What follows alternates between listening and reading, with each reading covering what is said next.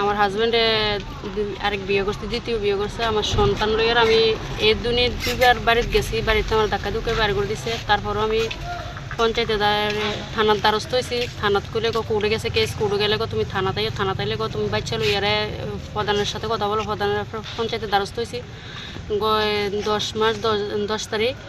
এবার 2024 দ্বারস্থ হওয়ার পরে আপনার দ্বারস্থ হয়েছি। দ্বারস্থ হওয়ার পরে তারা কইছে আমার এটা সমাধা করে দিব 1 সপ্তাহের মধ্যে।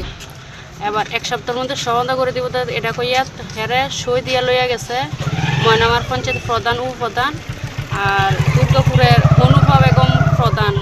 এটা কোন সাইডে এটা আমি সঠিক জানি না, কোন পঞ্চায়েত।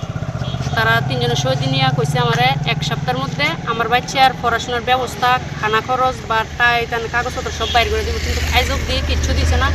এখন আজকে আমি কোর্টে গেছি, আবার কোর্টে আমার ওইখান থেকে জোসে ম্যাজিস্ট্রেট আমার ফাটাইছে বাড়িতে, কইছে বাড়ির যাইয়া মিলামিশা কেসটা উঠে এলাও আর সন্তানের ভবিষ্যৎটা নষ্ট করো না। আমি বাড়ির জানার পরে আজকে 4টার দিকে যাওয়ার পরে কিন্তু আমার তালাও খুলছে না, ঘর ঢুকতেও দিছে না। কে দিছে না? স্বামী, হাজবেন্ডও দিছে না, সেকেন্ড ওয়াইফও দিছে না। কিন্তু আমরা এখন বাধ্য হয়ে আইয়ারা থানার সামনে দাঁড়াতে হচ্ছে। কত বছর আগে বিয়ে হয়েছে আপনার? আমার 15 বছর হয়েছে বিয়ে হয়েছে। আপনার শ্বশুর বাড়ি কার, বাপের বাড়ি কই? শ্বশুর বাড়ি হচ্ছে ময়নামা আর বাপের বাড়ি হচ্ছে কালাপানি। শ্বশুর জামাইয়ের নাম কি, স্বামীর নাম? মনির হোসেন মৈশা। তো এই কী নিয়ে আপনাদের সমস্যা, কী নিয়ে সমস্যা?